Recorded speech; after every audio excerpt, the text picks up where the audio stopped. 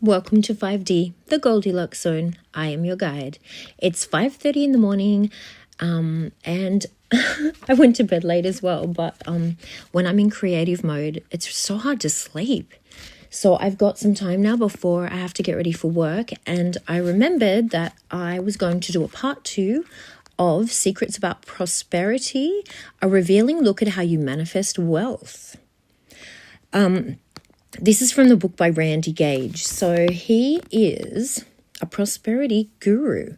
And if you want to know more about him, you can look him up. You'll find him on YouTube. He has so many videos. Oh my gosh, he's very good. You should go and watch something. He does courses. Yeah, I highly recommend Randy Gage. But in the meantime, let's have a look together and let's manifest abundance together. So I'm taking you back to where I left off last time. So this is the part 2. So I'm pretty much halfway through the book. So here we go with faith draws your prosperity from the storehouse. We know that ideas are the conduits that allow man to transform prosperity from the ethers into manifestation on the physical realm. But it won't happen without belief as well. You must see your good, seek your good, and believe in your good to make it appear. Those with less talent but stronger belief achieve far more, far sooner than those with ability but little faith. O ye of little faith. Prosperity cannot exist without money. If you are prosperous, you are 1, healthy, 2, happy, 3, rich. 2 out of 3 ain't bad, but it ain't prosperity either. True prosperity takes all 3, health, happy, rich. Some rich people are sick, bitter, lonely. They're not prosperous. By the same token, if you are healthy, spiritually grounded, have a great marriage, but struggle to pay your credit cards each month, you are certainly not prosperous either. Prosperity is all-encompassing. So that's what we're aiming for, guys. We're going to be healthy, happy, and rich. Sounds good?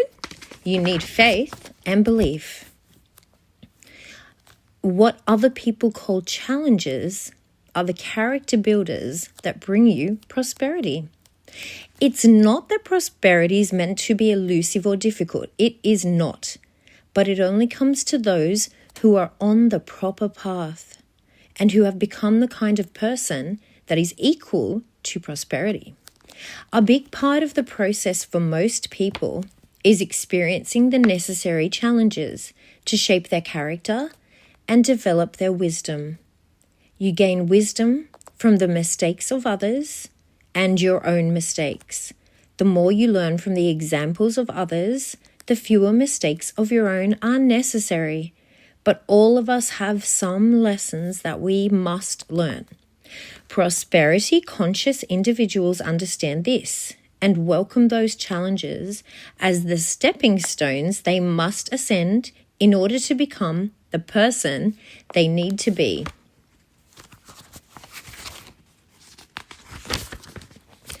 Your dream must be as big as you are.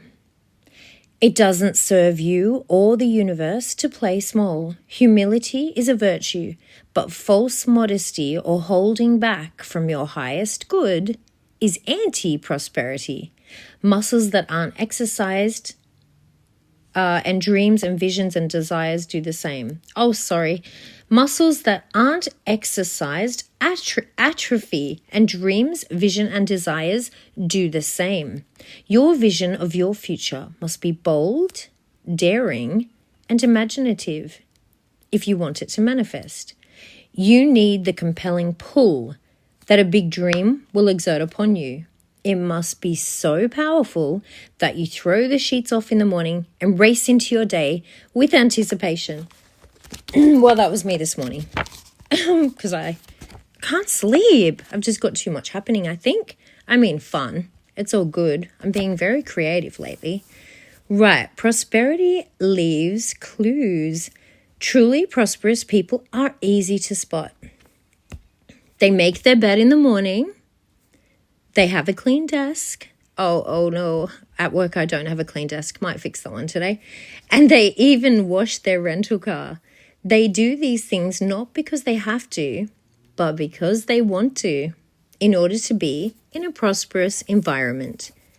They treat the toll taker, waitress, and cashier with the same kindness as they would show a head of state, with the same kindness as they would show a head of state. They respect their own body and treat it accordingly. Vision brings your prosperity to you much sooner.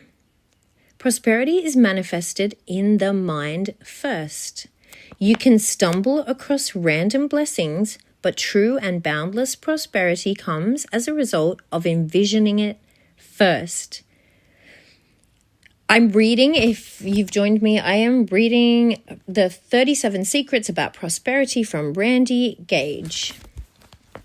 From the time I put the things I was seeking on my dream board, it took me about 2 years to manifest all of them. I honestly believe that if I had not done that, it would have taken me at least 10 years to get the same results. Affirmations, goal cards, and other devices that enhance and strengthen your vision have the same result. You actually program your subconscious mind with the desired goal. And once something is programmed in your subconscious, it has to happen. Prosperity has nothing to do with opportunities, chance, or luck. The masses think prosperity comes as a result of special opportunities, random chances, or lucky events. This is true, but only in the sense that you create those opportunities. Even education, training, and skills are not as important as your consciousness and beliefs, because it is your consciousness and beliefs that drive your education, training, and skills. Prosperity is not an abundance of things. It's a mindset. Sports cars, mansions, and money do not create prosperity. They are symptoms of it.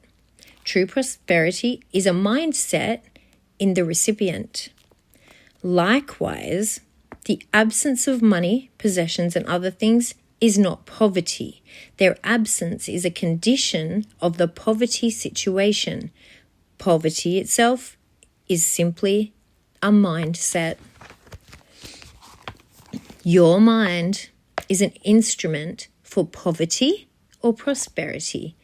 This is either the scariest thing you will ever hear or the most liberating insight you will ever learn. Make it the latter, and you are well on your way to abundance. No two people ever view the same event in the same way. Where one may see a threat, the other sees opportunity. Suppose you are offered a chance to participate in a business opportunity. You could approach this a number of different ways.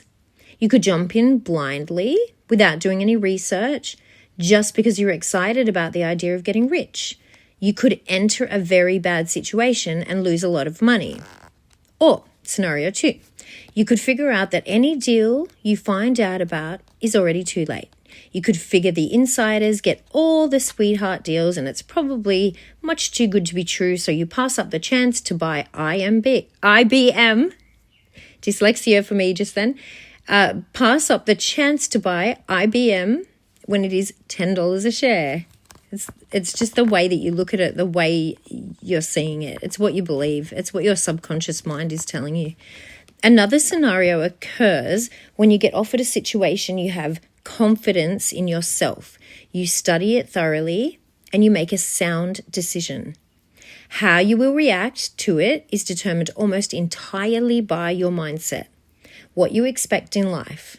Of all the tools you can use to manifest your prosperity, your mind is the most powerful. Selfishness is necessary for true prosperity. In fact, selfishness is your moral prerogative. Most people will tell you that your moral imperative is to put the interests of the many before the interests of the one, that you should sacrifice yourself for the greater good. This idea is very dangerous to your self-esteem, your prosperity, and your life. Relinquishing your happiness for the sake of others, known or unknown, verifies to yourself and others that you are small and unworthy of even your own attention. It's actually anti-humanity, and it makes you mentally ill. Your survival and your pursuit of happiness must form the foundation of your value system. To make your life by your own means, toward your own standards and for your own enjoyment. Anything less than that is harmful to you. And anything harmful to the individual is actually detrimental to society as a whole. Prosperous people are not fixated with discounts, coupons, and sales. Prosperous people are never afraid to purchase things at fair exchange of value. They don't pass up savings when offered, but that is not the sole basis upon which they make their buying decision. Rather than exerting undue effort in negotiating tactics, coupon searching, or trying for an advantage, they would rather spend their time creating more value, which manifests as greater prosperity. There is no place on earth that prosperity is not. People see pockets of poverty, like famines and ghettos, and think that prosperity is absent there, but such is not the case. Prosperity is in the ethers, surrounding us everywhere, even in the places where lack seems apparent. It is not that prosperity isn't there, it is that man is not manifesting it. Primitives thought that the sun deserted the earth every night. In actuality, the earth turns away from the sun. It is the same way with prosperity. It never leaves us, but we sometimes turn away from it. Manifesting prosperity is not about judgment. An opposite but equal force balances everything in the universe.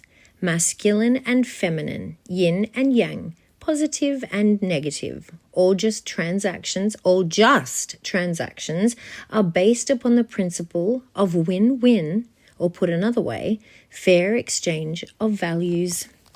Now, I should interject here that I use the term negative for purposes of clarity and illustration. In actuality, I believe that the force that created the world is positive and good. The things we may label negative and bad are caused not by a bad God or universe, but by our reactions to that good. If you get a flat tire on your way to the supermarket, you probably think that is bad. But the guy who owns the tire store, who's trying to send his daughter to college, might see that as good. I could choose to think that my teeth alignment was negative, but my dentist, who did my braces, may have another viewpoint. Winter is not bad, and summer is not good, and spring does not have to be bad for fall to be good. They just are. And we need the contrast for anything to have meaning for us. So the point here is not to philosophize about what is good or bad, or get sidetracked by labels. The important thing is that you realize that nothing is free. Everything comes at fair exchange of value. Your association with money determines whether you attract it or not. My mum always says, it's not how much you get, it's what you do with it. I'll continue. Broke people usually have a negative energy and connotation surrounding money. They obsess about how they are unable to do things that require money. Wealthy people have a very positive association with money. They view it in terms of the freedom, enjoyment, and pleasure it brings to them. Having a negative association of money repels it from you, while a positive association attracts it to you. You won't get your next assignment until you've finished your current one. and not just finished it, but also done it correctly to the best of your ability. A life of prosperity is a series of assignments, each one growing you, developing your talents, and expanding your consciousness. As your consciousness grows, so does the impact you make. Oops, I lost my spot, sorry. So does the impact you make. So your responsibilities increase as your ability to meet them increases. You start to influence a bigger circle, which attracts greater prosperity to you.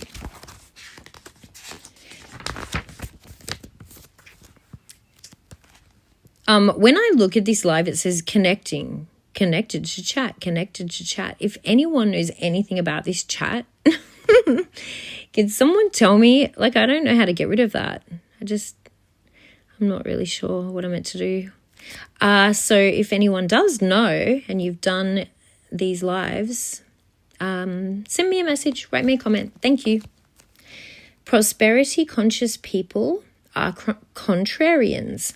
Unfortunately, most of the masses are sick, broke, and unhappy. Their lives are quiet desperation. They drudge through each day, doing what they're told and what they're expected to do. Sounds like NPCs. They don't know how to think. I'm adding to this, sorry. I probably shouldn't when I'm reading, but they don't know how to think because they're programmed to be the NPCs. They've been told what to think for so long, and they no longer know how to think. If you want to succeed, you need to be a contrarian. So that means the person who rejects popular opinion. So pretty much not a sheep, not an NPC. Okay. But to do this, you must be capable of critical thought, which is something the herd cannot do yet. The reason most people are living those desperate lives is that they are incapable of discernment. The reason Bill Gates is a billionaire is that he can discern things that others can't. Question what you read and hear. Analyze why the herd thinks the way it does. And then you think differently. Don't follow the crowd. Your wealth will grow only as fast as you do. As you grow, your consciousness develops. As your consciousness grows, you attract more prosperity to you. There are no shortcuts here. You must be willing to do the personal development necessary to become the person who is trusted and blessed with great prosperity. Oh, listen to this one. Gossiping about others creates a negative prosperity debt. This is an offshoot of the vacuum law of prosperity. When you gossip about others, you are a voyeur to their discomfort and incur a karma debt for this. This also holds true when you watch reality television shows that exploit people's ignorance for the entertainment of the public. Yeah, it's pretty nasty, huh? When revenge walks out, prosperity walks in. One of the biggest blocks toward prosperity comes from people holding on to resentment, revenge, and hurt. Prosperity cannot exist in a heart that is holding these things. Hanging on to these emotions hurts only the person holding them and keeps prosperity at bay. You must forgive all those who have wronged you. And you must especially forgive one more person, yourself. If you cannot forgive yourself, you cannot accept abundance. Your dream has never been closer than it is at this exact instant. There are no coincidences in life, and it is no accident that you have discovered this prosperity book series. You are a person of vision, or you wouldn't have gotten this far. You have educated yourself on how prosperity laws work. You know that a person with a compelling dream actually bends the universe to their will. Manifesting abundant prosperity comes from learning the secrets that govern it, which you have just done. Go for it. Here are your affirmations that I have written for you. I attract abundance in all areas. I attract wealth. I attract love. I receive with gratitude. The power of God is within me. I give without fear. I give from my heart. I am strong. I am blessed. I am guided. I am free to live and love the best life, full of abundance. I'm going to read them again. I attract abundance in all areas. I attract wealth. I attract love. I receive with gratitude. The power of God is within me. I give without fear. I give from my heart. I am strong. I am blessed. I am guided. I am free to live and love the best life full of abundance. Those are the ones. I hope you wrote them down because I did say them twice. I feel like I'm at work. I should have told you to write them down, I suppose. So this time I'm going to say them as I am speaking to you and telling you what you attract, okay? So when you're saying them, obviously you're going to say I, but I'm going to tell you and I want you to listen to me telling you. You attract abundance in all areas. You attract wealth. You attract love. You receive with gratitude. The power of God is within you. You give without fear. You give from your heart. You are strong. You are blessed. You are guided. You are free to live and love the best life full of abundance. We need to stay high vibe. People, stay in the 5D. Before I go, I will get a divine feminine guidance card. Oops. All right. Let's see what we get for divine feminine guidance. So if you're here, this is for you.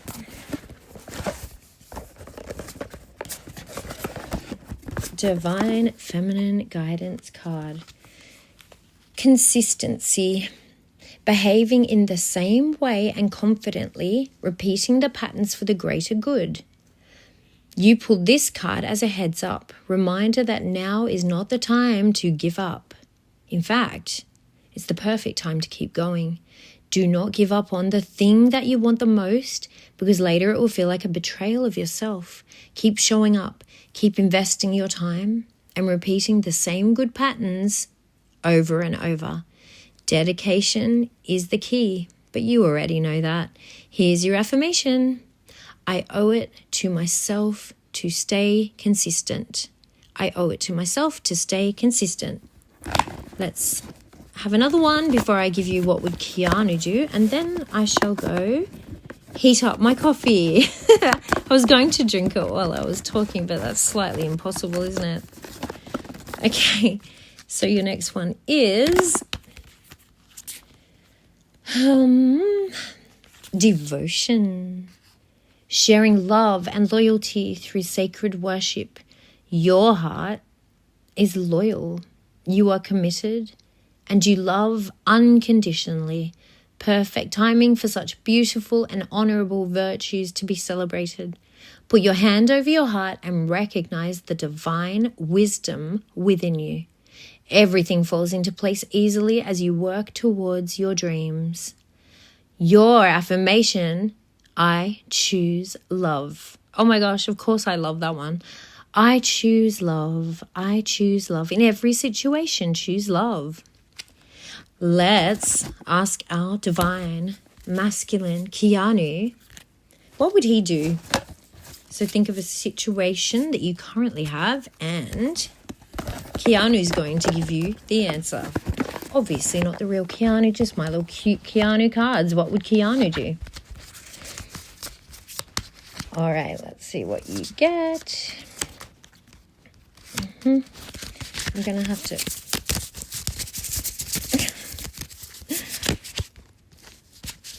Oh, Keanu, thank you. That's lovely. Keanu says we can meditate. So take some time for yourself before you take your next step. So this one's from the movie Much Ado About Nothing. This one was released in 1993.